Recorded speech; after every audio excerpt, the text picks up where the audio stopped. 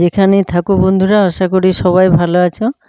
দেখো কত সবজি আনা আছে, তার মধ্যে তো এঁচোড়টা এখন একদম টাটকা জিনিস, সবার বেশ আগ্রহের একটা সবজি। এখন ভালো করে রান্না করে প্রথম প্রথম খেতে সবার ভালো লাগে। আর আনা আছে অনেকগুলো টমেটো। এই সবজিগুলো কিভাবে পরপর রান্না হবে সেটাই আজ দেখাবো। আর একদম তেল ছাড়া, তেল তো এখন খাওয়া যায় না, একদম মাখাও যায় না। এই যে ঠান্ডা ঠান্ডা আবহাওয়া, শীতের শেষে রুক্ষ আবহাওয়া, তবুও তেল ছাড়াই স্নান করতে হয় এখন।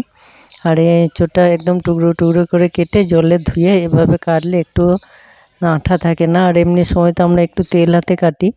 আর এই এঁচোড় আলু সব একদম সিটি দিয়ে ভালো করে জলটা ফেলে দিয়ে নুন, একটু জিরে বাটা, আদা বাটা আর কাঁচা লঙ্কা দিয়ে ভালো করে গরম জল দিয়ে সেদ্ধ করে একটু ঘি দিয়ে নামিয়ে নিয়েছি। এটাও কিন্তু গরম খেতে খারাপ লাগে না। আর যাই করছি এখন সবই আলুতে সিটি দিয়ে আলুতে বেশ ভালো লাগে। তরকারিটা একটু বেশ মাখো মাখো হয়। আর বিরির ডাল এটাকে ভালো করে ভেজে সিটি দিয়ে বেশ একদম নরম হয়েছে, তারপর তখন একটু কাঁচা লঙ্কা দিয়ে দিলাম, বাস। আর কিছু করা যাবে না এখন। সর্ষের তেল খাওয়া মাখা কোনোটাই করা যাবে না বন্ধুরা। আর এটা সসটা আমার বাড়ির তৈরি সস। ফুলকপিটা ছিল ঝাঁপিতে, ওটাকে টুকরো করে কেটে ভাপ দিয়ে জলটা ফেলে একটু নুন মিষ্টি তারপর একটু জিরে গুঁড়ো এগুলো দিয়ে মেখে বেশ কিছুক্ষণ রেখে দিয়েছিলাম। আর একটু পোস্ত আছে, এটা বাটা হবে। কোনোদিন আলু সেদ্ধ, কোনোদিন এরকম তরকারি। অনেকগুলো দিন আমাদের একটা বিশেষ পালন চলছে, এই পালনের সময় এগুলো করতে হয়। আর যখন কোনো ভালো অনুষ্ঠানের সময়, যেমন কার্তিক মাসে 1 মাস ধরে তেলটা খাওয়া যায় না, তখন খুব সুন্দর ভালো দিনগুলো পেরিয়ে যায়। যেমন একটা অনুষ্ঠান বাড়ি, বিয়ে বাড়ি, পুজো বাড়ি আনন্দ। কিন্তু এই কটা সময় একটু সবার কষ্টের মধ্যে কাটে, দিনগুলো যেন পেরোতেই চায় না। 12টা দিন, এক একটা দিন মনে হয় অনেক সময়। এবার বাঁধাকপিটা কতগুলো সবজি ছিল ঝাঁপিতে দেখালাম। এখন সবজির যা দাম, সব তো নষ্ট করা যায় না। আর অতগুলো দিন ধরে কিছু না কিছু তো খেতেই হয়। 5-7 জন মেম্বার বাড়িতে একটু ভালো মোটা তরকারি না করলে কেমন লাগে। আর এটা করব কপি পোস্ত আজকে। কোনদিনে আলু পোস্ত, কোনদিন কপি পোস্ত, কোনদিন বা কাঁচা পোস্ত, আলু সেদ্ধ, এরকম করে একটু না করলে। আর সব সবজিগুলো যদি একটু গরম থাকে তার সঙ্গে ভাতটা, পোস্তটা তো খাওয়া এখন সাধারণ মানুষের পক্ষে খুবই কষ্টকর। কিন্তু একটু সবজির সঙ্গে পোস্ত না থাকলে কেমন যেন লাগছে। পেঁয়াজ রসুন খাওয়া যাবে না, সরষের তেলও দেওয়া যাবে না রান্নাগুলো স্বাদ আনার জন্যে। আগে সবাই বলতো যে, ছোটো থেকে শুনেছি পোস্ত ভাত খায় আর কিছু খায় না। সোনার জিনিস পরার পোস্ত ভরা খাওয়া কেমন একটা বেশ মানে বড় বড় ব্যাপার। আর সোনার জিনিস পরাও তাই। আর এখন ভোজে কাজে পোস্ত করলে শুনেছি বাবা একটু গরম ভাত আর পোস্তও করেছে, গর্ব করে সবাই বলে। আর এটা করবো বন্ধুরা, দেখো আলু সেদ্ধ একদম প্লেন, একটু নুন, একটু বিট নুন আর একটু ভাজা মশলা দেওয়া আছে। আর এই সময় 1 কোটো ভাজা মশলা করা থেকে ওতে প্রায় রান্নায় দেওয়া হয়। প্রতিদিন তো সবজি ভালো লাগছে না, তাই জন্য একটু ছাতু। আর এই ছাতুটা আমরা খাই, খুবই ভালো। একটু বিট নুন, কাঁচা লঙ্কা কুচি দিয়ে মাখা। আর অন্য সময় যদি একটু সর্ষের তেল আর পেঁয়াজ কুচি দেওয়া হয়, এটা খেতে খুব ভালো লাগে যারা পেঁয়াজ খায়। আর বাকি যে সবজিগুলো ছিল তাতে কি মশলা দিয়েছি দেখো, আদা বাটা, জিরে গুঁড়ো, আর দেওয়া আছে একটু নুন। আর নিরামিষ রান্নায় একটু মিষ্টি না দিলে ভালো লাগে না।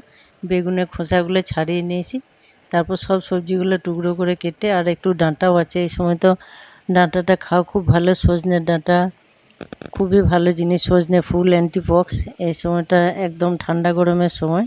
এগুলোকে সব কুচো করে কেটে একটু নুন মাখিয়ে বেশ কিছুক্ষণ রেখে দিয়েছিলাম। গা থেকে একটু জল জল বেরোলে তখন সেদ্ধ করে। আর সব রান্নাতে একটু করে গরম জলটা ব্যবহার করলে অতটা বিস্বাদ লাগে না। এরপরে যখন ওগুলো একটু সেদ্ধ হলো তখন ডাঁটাগুলো দিয়ে দিয়েছিলাম, তাই জন্য খেতেও বেশ ভালো লাগছে। ভালো মানে মন্দের ভালো, এই রান্না তো খুব ভালো লাগবে না। আর টমেটোগুলো কুচো করে কেটে 2-3টে সিটি দিয়ে দিয়েছি। আর এগুলো সব ফেলে দিয়েছি, এখন তো টক টক লাগছে, বিচিগুলো একটু ফেলে দিলে বেশ অল্প চিনি আর নুন, বিট নুন আর একটু কাঁচা লঙ্কা দিয়ে মেখে মোটামুটি খাওয়ার মতো চলে যাবে। এই পালনটা আমাদের এখন খুবই একটি দুঃখজনক পালন। আমাদেরই এক ভাসুরের একমাত্র সন্তান, 30 বছর বয়স, হঠাৎ করে এসে, জানি না আমরা ভগবান কাকে কখন ডাকে, কিন্তু যারা থাকে তাদেরই পরিস্থিতিগুলো মেনে নেওয়া খুবই কঠিন। এই অবস্থায় মনগুলো সবার খারাপ। আর এখানে আছে পেঁপে, গাজর এরকম দিয়ে একটা ডাল, আর একদিন করেছি শুধু আলু পোস্ত। আলুটাকে একদম নুন জল দিয়ে সেদ্ধ করে পোস্ত করে নামিয়ে নিয়েছি। কিন্তু পরিস্থিতি তো সবাইকে মানতে হয়, আর বাড়ির যে ছোট বাচ্চারা থাকে বা অনেক বয়স্ক, ওরা তো অত বোঝে না। তাই যদি টিফিনে এরকম একটু ছানা, একটু চিনি মাখিয়ে দেওয়া হয় ভাল লাগে। আর সাধারণ ঘরেতে আমরা টিফিন হিসাবে মুড়ি খাই সকালে সন্ধ্যাতে, আর মুড়িতে একটু চানাচুর, সর্ষের তেল, কোনদিন আলু ভাজা, মাঝে সাঝে একটা চপ, এছাড়া মুড়ি একদম ভালো লাগে না।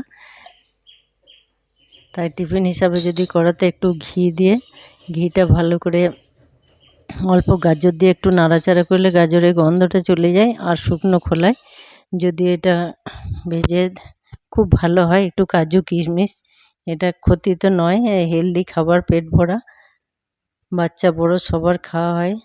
কিন্তু ছোটরা এই পরিস্থিতিটা মানতেও পারে না, বুঝতেও পারে না যে হঠাৎ করে এমন কী চলছে। তাই একটু এই যেগুলো করা যায় না, কটা তো মাত্র দিন সবাই মিলে, আর অনেক বড় গোষ্ঠী আমাদের প্রায় লেগেই থাকে এরকম। আর সবাই যদি একসাথে জমা হয়, বাইরে থাকে 80 থেকে 100 জন মতো লোক, এই পালনটা করতে হয় সবাইকে। পরিস্থিতিকে সবাই মেনে চলতে হয়। সময় একই রকম থাকে না, ওলট পালট হয় মানুষের। কিন্তু খুব খারাপ লাগছে বাড়ির জন্যে, মা বাবা কী করে দিনগুলো পার করবে সেটাই মুশকিল। আর এত সুন্দর চেহারা, হঠাৎ করে কেউ ভাবতেই পারেনি যে এমন একটা ঘটবে। দেখো এইভাবে টিফিনে দিলে ভালো লাগবে। আজ এই পর্যন্ত, আসি বন্ধুরা, আবার দেখা হবে।